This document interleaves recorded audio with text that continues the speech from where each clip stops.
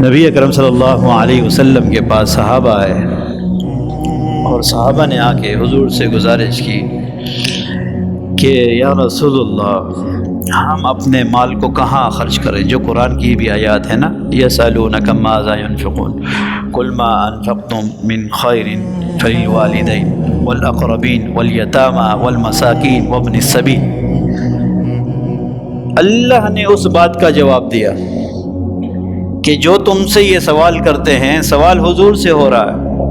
کہ رسول اللہ ہم اپنے مال کو جو اللہ نے دیا ہے بے پناہ اسے کیسے خرچ کریں، کن لوگوں پر خرچ کریں اگر اللہ کی ہمیں رضا چاہیے۔ تو آپ دیکھیں اللہ کی رضا میں جو اللہ جل شانہ نے اس سوال کا جواب دیا ہے، تو کیا جواب دیا؟ سب سے پہلے کا فللوالدین،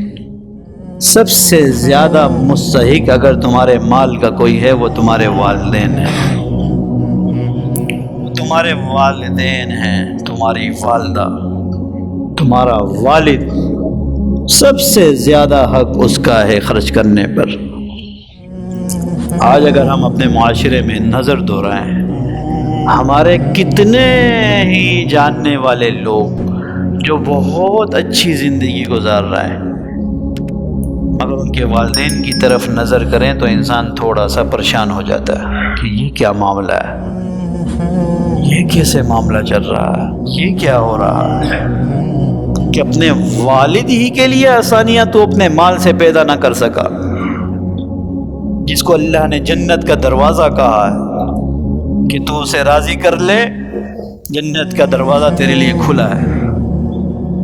چاہو تو تم اسے ناراض کر لو، اپنے لیے جنت کے دروازوں کو بند کر لو۔ والدہ جس کے قدموں میں جنت رکھ دی گئی، جس کے مسکراہٹ چہرے پر لانے پر اللہ کی رضا ہے، ثواب ہے، درجات ہیں، انعامات ہیں، حج عمرے کا ثواب ہے، آپ کا مال ان کو بھی فائدہ نہیں پہنچا سکا تو اس مال کا کیا فائدہ؟ تو اللہ جل شانہ نے حکم دیا سب سے زیادہ کوئی حقدار ہے تمہارے مال کا تو وہ تمہارے والدین ہیں، اور ایسے حقدار کہ ان کو زکوٰۃ بھی نہیں دینی، بس تحفتاً دینا ہے، تمہارا ہے، جو میرا ہے ابا جان، جو امی جان، یہ تمہارا بھی ہے، جتنا چاہیے جیسا چاہیے خرچ کرو، لو، اپنی ضرورت کو پورا کرو، اپنی پریشانیوں کو دور کرو۔ وہ آسائش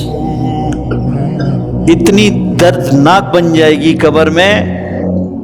جو مال کے نشے میں تم نے زندگی گزاری اور اپنے والدین کو ستایا ہو، قبر میں یہ آسائش اتنی تکلیف دہ ہوگی کہ تمہیں اس کا اندازہ بھی نہیں ہے، اندازہ بھی نہیں ہے اس کا۔ تو خدا را اپنا مال جتنا اللہ نے دیا ہے اپنے والدین کا خیال رکھیں، ان پر خرچ کریں۔